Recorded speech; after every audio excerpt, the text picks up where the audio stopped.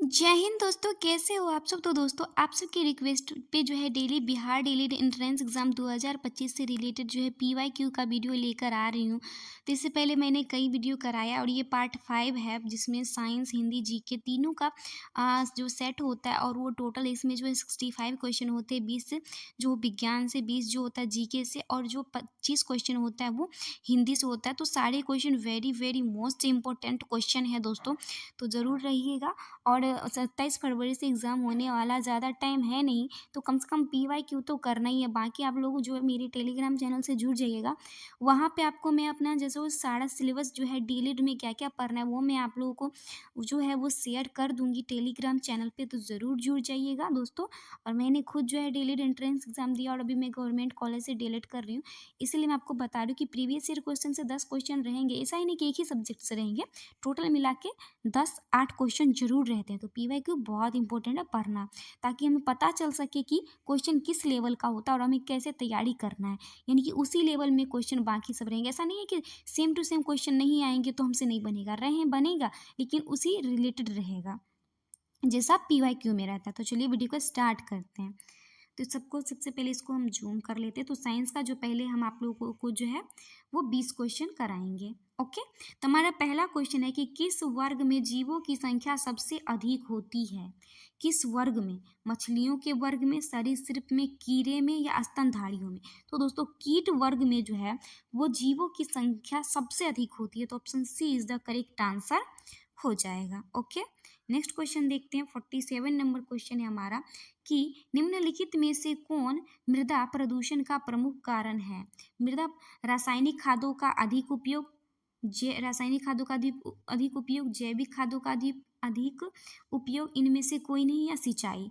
तीन में से कौन जो है मृदा प्रदूषण का कारण है? तो ऑब्वियसली है रासायनिक केमिकल खादों का प्रयोग करने से जो हमारा मृदा की जो है उपजाऊ जो है वो नष्ट हो जाती है। तो option A is the correct answer हो जाएगा।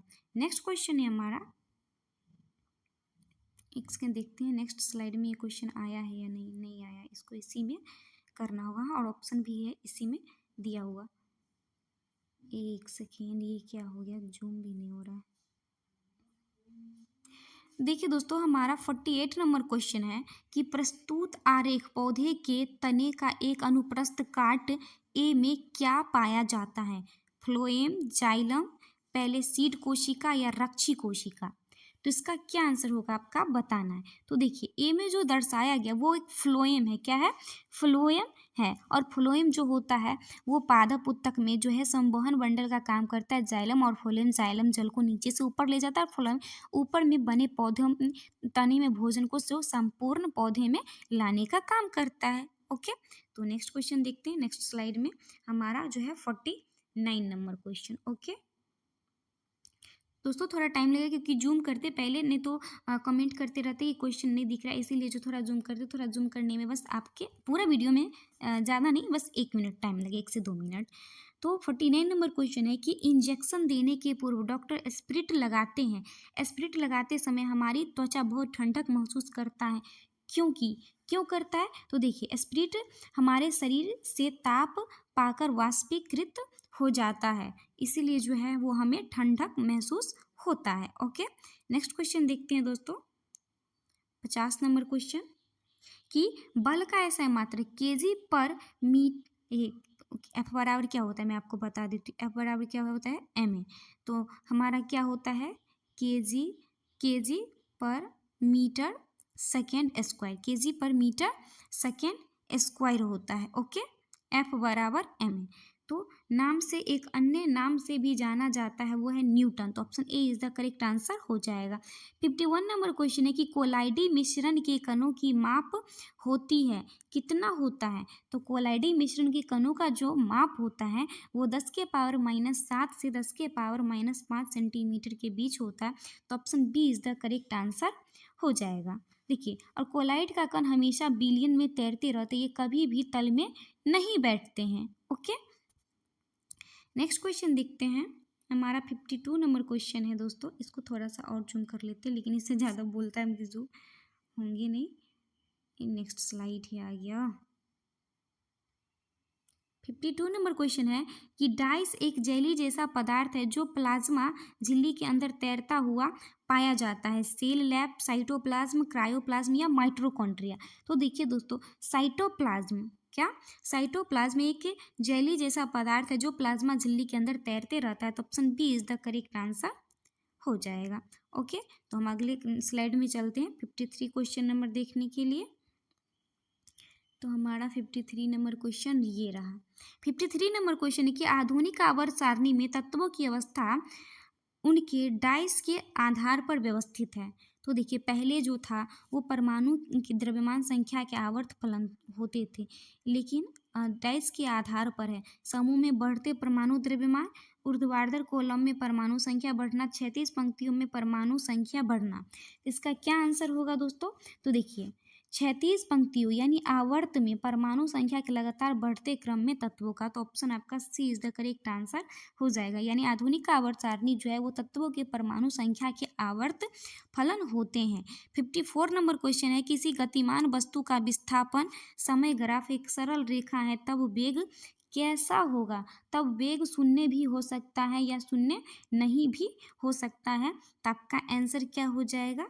D is the correct answer. Okay, अगला क्वेश्चन है हमारा, शेट इससे ज़्यादा जूम नहीं होता है। 53 नंबर क्वेश्चन है हमारा कि 54 नंबर क्वेश्चन है कि किसी गतिमान वस्तु का विस्थापन समय ग्राफ।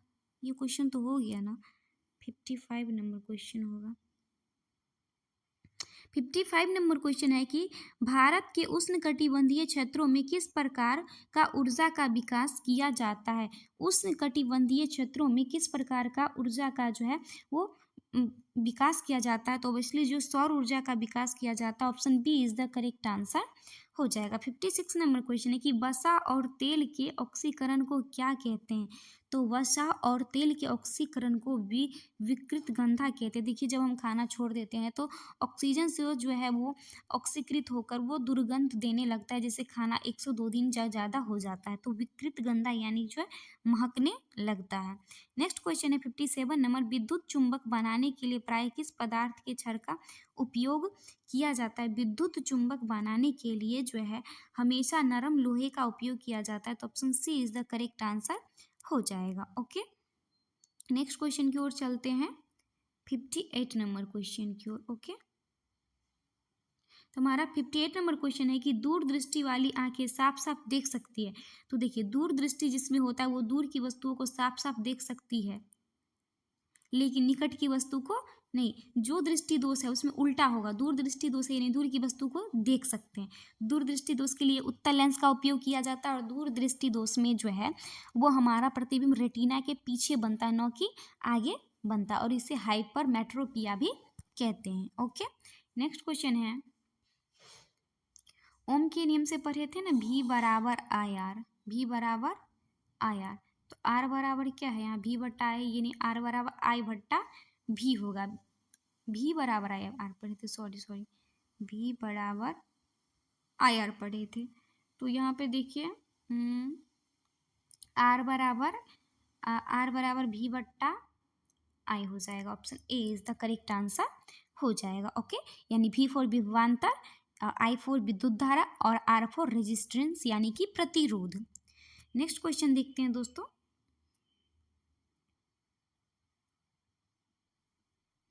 हमारा 60 नंबर क्वेश्चन है कि 1785 में किसने प्रत्येक जीव के नामकरण की द्विपद नामकरण नामक प्रणाली प्रस्तावित की थी? तो किसने किया था? तो देखिए, कार्ल लिन्नियस ने, जिसे वर्गीकी का जनक कहते हैं, 1785 ईस्वी में जीव के नामकरण का द्विपद नामक प्रणाली प्रस्तावित किया था। तो क्या हो जाएगा इसका आंसर? कार्ल लिन्नियस। 61 नंबर क्वेश्चन है कि अगर हवा में ध्वनि का वेग 330 मीटर पर सेकेंड है तो प्रतिध्वनि सुनने के लिए ध्वनि स्रोत से न्यूनतम दूरी कितनी होनी चाहिए? तो देखिए, प्रतिध्वनि सुनने का जो समय अंतराल होता है वो 1/10 होता है। कितना होता है? 1/10। ध्वनि का वेग यहाँ पे दिया है 330 मीटर पर सेकेंड। तो इसको हम कैसे निकालेंगे? देखिए, एक सूत्र होता है कि प्रतिध्वनि सुनने हेतु ध्वनि स्रोत से न्यूनतम दूरी होता है v × t बाई जो होता है 2। तो हमारा जो भी है वो कितना है?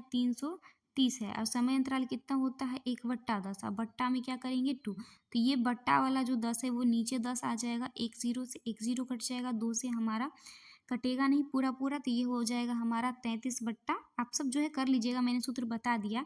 तो 6 पॉइंट जो है वो 16.5 मीटर आ जाएगा। तो ऑप्शन आपका हो जाएगा C is the correct answer. Okay, next question देखते हैं दोस्तों, 62 नंबर क्वेश्चन अगले स्लाइड में। 62 नंबर क्वेश्चन है हमारा, मृदा में पाए जाने वाले कार्बनिक पदार्थ निम्न में से किसे पुनर्स्थापित करते हैं जो रासायनिक उर्वरकों के निरंतर उपयोग करने से अम्लीय हो जाते हैं। मृदा में पाए जाने वाले कार्बनिक पदार्थ निम्न में से किसे पुनर्स्थापित करते हैं जो रासायनिक उर्वरकों के निरंतर उपयोग करने से अम्लीय हो जाते हैं।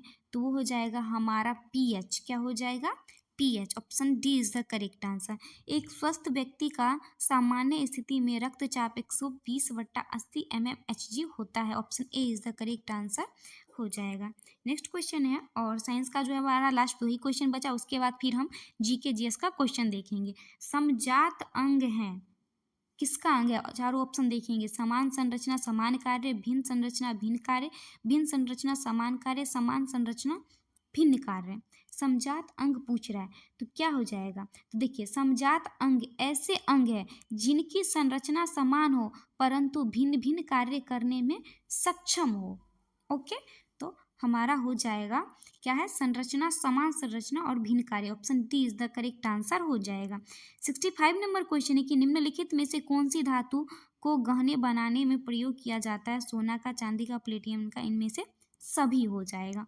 ओके, तो चलते हैं अब जीके जीएस क्वेश्चन की ओर चलेंगे। ओके दोस्तों, तो ये हमारा हो गया। अब हम सामाजिक अध्ययन की ओर बढ़ेंगे। तो इसमें हमने 20 क्वेश्चन कर लिया साइंस में, अब हम जीके में 20 क्वेश्चन करेंगे कि केंद्रीय मत्स्यिकी शिक्षा संस्थान कहाँ स्थित है? कटक उड़ीसा में, कोलकाता पश्चिम बंगाल में, मुंबई महाराष्ट्र में या जामनगर? तो देखिए दोस्तों, हमारा 66 नंबर का जो आंसर हो जाएगा कि केंद्रीय मत्स्यिकी शिक्षा संस्थान कहाँ है?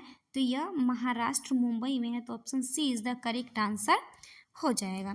नेक्स्ट क्वेश्चन देखते हैं। एक सेकेंड, 66 क्या था? 66 नंबर क्वेश्चन था, तो यहाँ से हो जाएगा हमारा 67 नंबर क्वेश्चन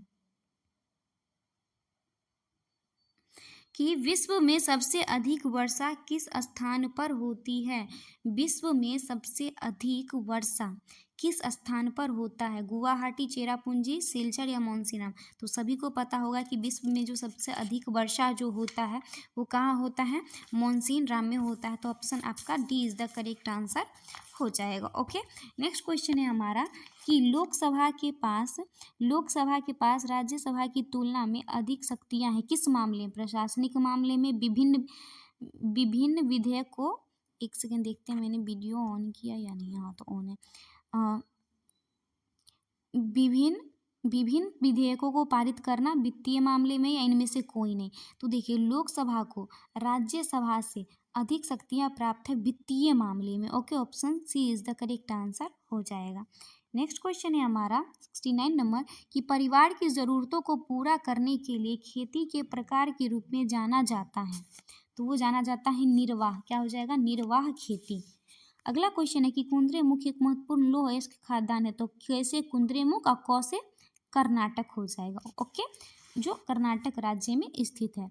71 नंबर क्वेश्चन देखते हैं। 71 नंबर क्वेश्चन है कि बम्बई की चोल किस प्रकार की इमारत थी?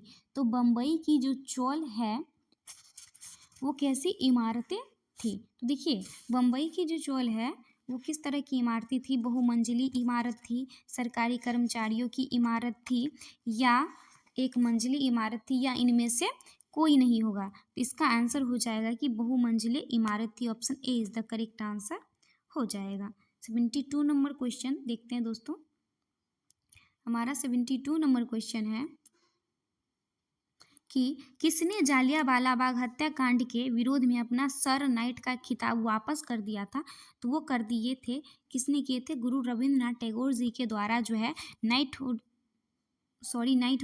केसर ए हिंद नाइटहुड की उपाधि महात्मा गांधी जी के द्वारा जो है वो नहीं, केसर हिंद महात्मा गांधी जी के द्वारा, और वो रविन्द्रनाथ ठाकुर जी के द्वारा जो है नाइट हुड की, तो इसका आंसर डी हो जाएगा, सॉरी डी आंसर हो जाएगा 72 का। अगला क्वेश्चन है कि पृथ्वी पर के नदी, पहाड़, समुद्र को प्रदर्शित करने वाले मानचित्र को क्या कहते हैं? भौतिक मानचित्र, परंपरागत मानचित्र, इनमें से कोई नहीं है, राजनीतिक मानचित्र। तो पृथ्वी पर के नदी, पहाड़, समुद्र को प्रदर्शित करने वाले मानचित्र को जो है भौतिक मानचित्र कहते हैं। Option A is the correct answer हो जाएगा। अगला क्वेश्चन है हमारा 74 नंबर, जब प्रथम विश्व युद्ध शुरू हुआ तो निम्न में से कौन अमेरिका का राष्ट्रपति था? तो प्रथम विश्व युद्ध जो 1914 से 18 हुआ, उस समय जो अमेरिका का राष्ट्रपति था वो वुडरो विल्सन था। उच्च सदन कौन है? उच्च सदन जो है वो लोकसभा को कहते हैं, निम्न सदन लोकसभा को कहते हैं। राज्यसभा हो जाएगा हमारा उच्च सदन। समवर्ती सूची का प्रावधान किस देश से लिया गया? तो समवर्ती सूची का जो प्रावधान है वह हमारा ऑस्ट्रेलिया से लिया गया है। तो option C is the correct answer हो जाएगा। ओके, नेक्स्ट क्वेश्चन की ओर बढ़ते हैं, 77 नंबर क्वेश्चन की ओर। इसमें भी 20 क्वेश्चन है, फिर हम हिंदी का 25 क्वेश्चन करेंगे कि बिहार का सर्वाधिक वर्षा वाला जिला कौन सा है? तो बिहार का सर्वाधिक वर्षा वाला जिला जो है वो किशनगंज है। कौन सा है? किशनगंज है। अगला क्वेश्चन है, दिए गए भारत के किस राज्य में न्यूनतम जनसंख्या घनत्व है? न्यूनतम जनसंख्या घनत्व अरुणाचल प्रदेश में है, 17 व्यक्ति प्रति वर्ग किलोमीटर, और बिहार में सबसे अधिक है 1106 व्यक्ति प्रति वर्ग किलो। देखिए यहाँ 17 रहते हैं, यहाँ 1 ही किलोमीटर के अंदर 1106 व्यक्ति रहते, तो ज़्यादा ही हो गया। वो तो 2011 की जनगणना के अनुसार वाला जो है वो रिपोर्ट है। नेक्स्ट क्वेश्चन है कि निम्नलिखित में से कौन सा आदिवासी समुदाय नहीं था? करचा, झूम, कोरवा या येरुकुला। इसमें से जो कौन सा पूछ रहा है कि आदिवासी समुदाय नहीं था, तो आपका ऑप्शन बी हो जाएगा, झूम आदिवासी समुदाय नहीं था। Option B is the correct answer. सामाजिक विभेद की उत्पत्ति का प्रधान कारण क्या है? क्षेत्र, धर्म, जाति, जन्म। तो देखिए सामाजिक विभेद की उत्पत्ति का सबसे प्रधान कारक क्या है, ये हमसे पूछ रहा है, तो वो हो जाएगा जन्म। Option D is the correct answer. Next question है हमारा 81 नंबर क्वेश्चन है कि संयुक्त राष्ट्र के किस अंग ने 1994 से अपने संचालन को निलंबित कर दिया था? तो देखिए संयुक्त राष्ट्र संघ के जो टोटल 6 अंग होते हैं, और इसमें पूछ रहा है कि 1994 में किस से अपने संचालन को निलंबित कर दिया था, तो इसमें से कौन था? तो हो जाएगा ट्रस्टीशिप काउंसिल। तो option A is the correct answer हो जाएगा। इंग्लैंड में स्टाम्प एक्ट किस वर्ष पारित हुआ था? तो वो हुआ था 1765 ईस्वी में। तो ऑप्शन आपका हो जाएगा C is the correct answer. Okay, तो नेक्स्ट क्वेश्चन की ओर बढ़ते हैं। 83 नंबर क्वेश्चन है हमारा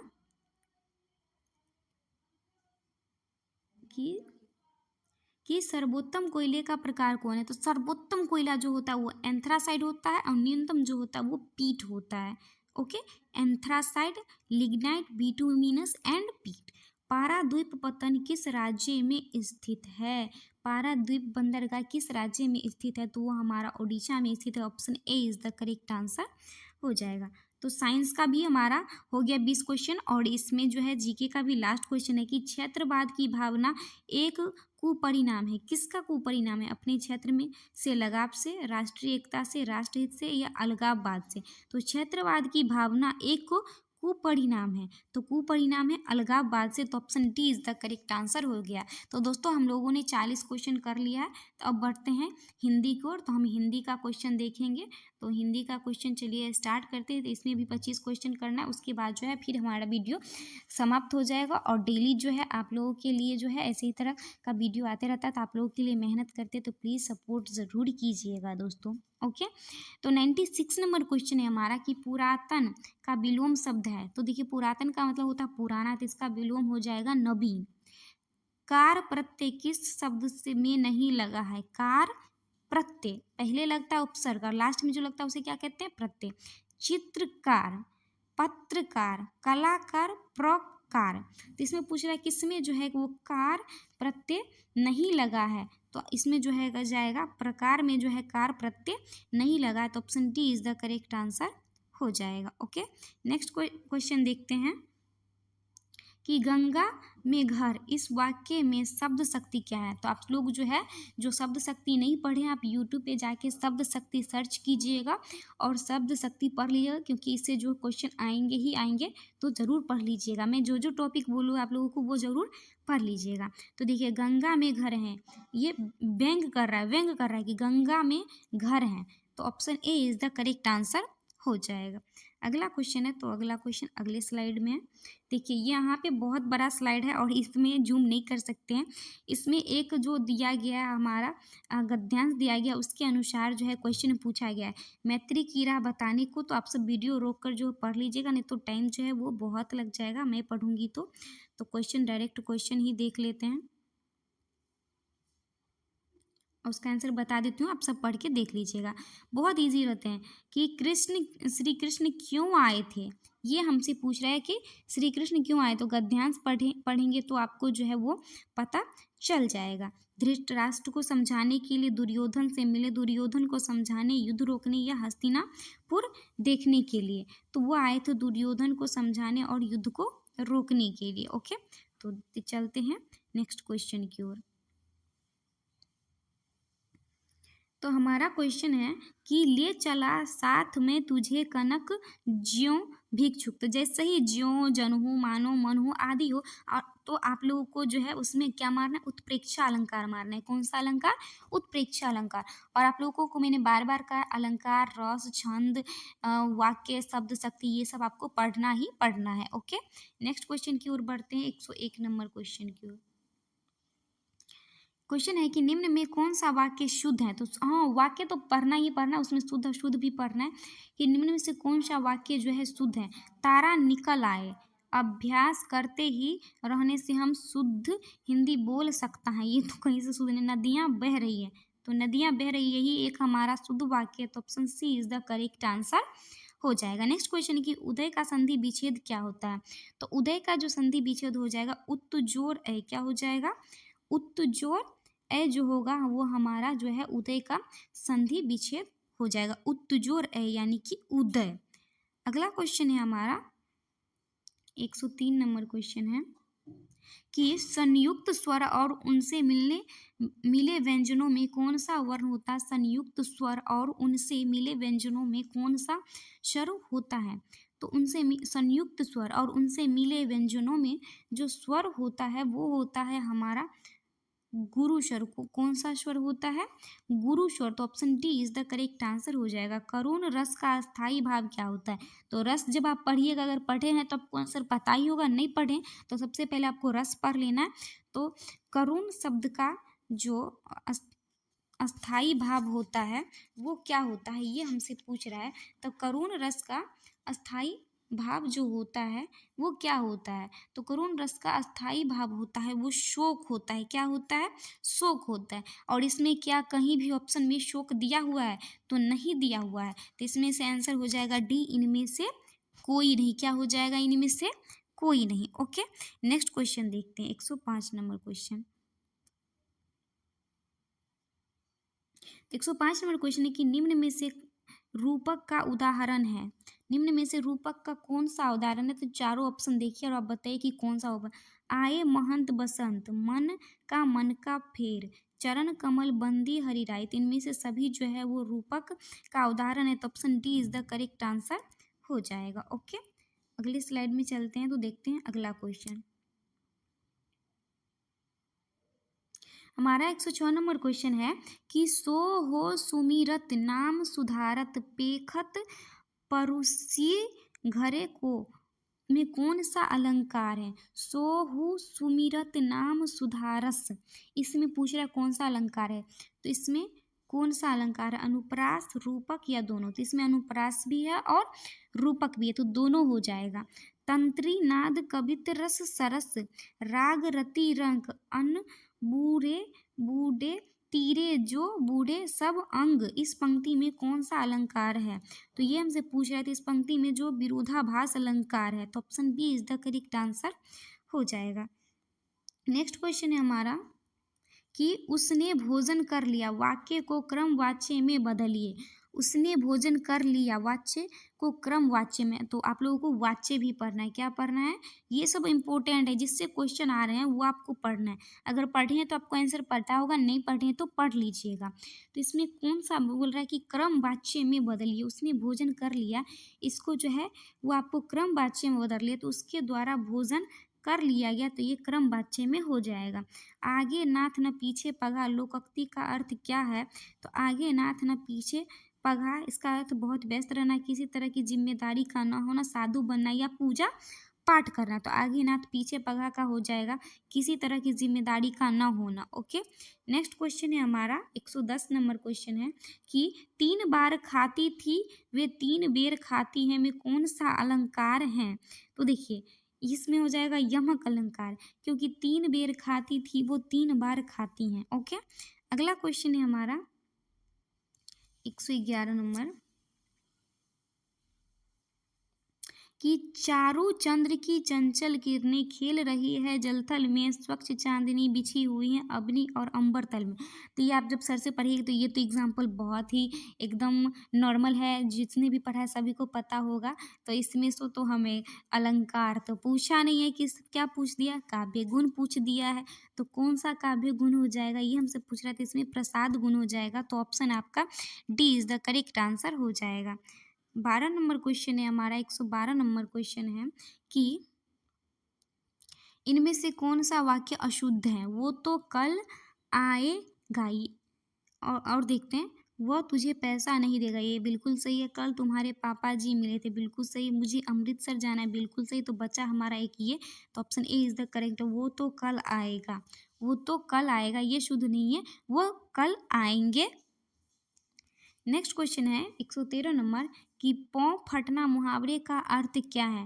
पौ फटना मुहावरे का अर्थ जो है वो हो जाएगा प्रातः काल होना। क्या हो जाएगा? प्रातः काल होना। पौ फटना मुहावरे का जो अर्थ है वो हो जाएगा प्रातः काल होना। ओके, नेक्स्ट क्वेश्चन है हमारा 114 नंबर क्वेश्चन, देखते हैं कि निम्नलिखित में से कौन सा युग्म सही है? मतलब अपमान में जो पूछ रहा है कि उपसर्ग अ होगा, आगमन में अब होगा, या आधार में अध होगा, या अनुवाद में अन होगा, ये हमसे पूछ रहा है। तो सही है, तो अपमान में जो होगा, अपमान का उपसर्ग जो है वो अप होगा, बाकी ये सब जो है वो गलत हो जाएगा। Option A is the correct answer हो जाएगा। नेक्स्ट क्वेश्चन देखते हैं दोस्तों, हमारा अगला क्वेश्चन 115 नंबर की, एक सेकेंड, इसमें पूरा क्वेश्चन नहीं दिख रहा है, पूरा क्वेश्चन हमको लेना है ना। कि कोटि मनोज लजावन हारे, सुमुखी कहू को अहि तुम्हारे, सुनी स्नेहमय मंजुल बानी, सकुची सी महमुख सानी। प्रस्तुत कविता में सीता संकोच के साथ मुस्कुरा दी, अर्थात बता दी ये मेरे पति हैं। इसमें किस प्रकार की अर्थ की प्राप्ति होती है? तो इसमें जो है व्यंग्यात्मक अर्थ की प्राप्ति होती है। तो option C is the correct answer हो जाएगा। नेक्स्ट क्वेश्चन है हमारा 116 नंबर क्वेश्चन है कि किसी वार्णिक छंद के प्रत्येक चरण में 2 नगण्य, 1 मगन और 2 भगन के क्रम में कुल 15 होते हैं। तो उसमें कौन सा छंद होगा?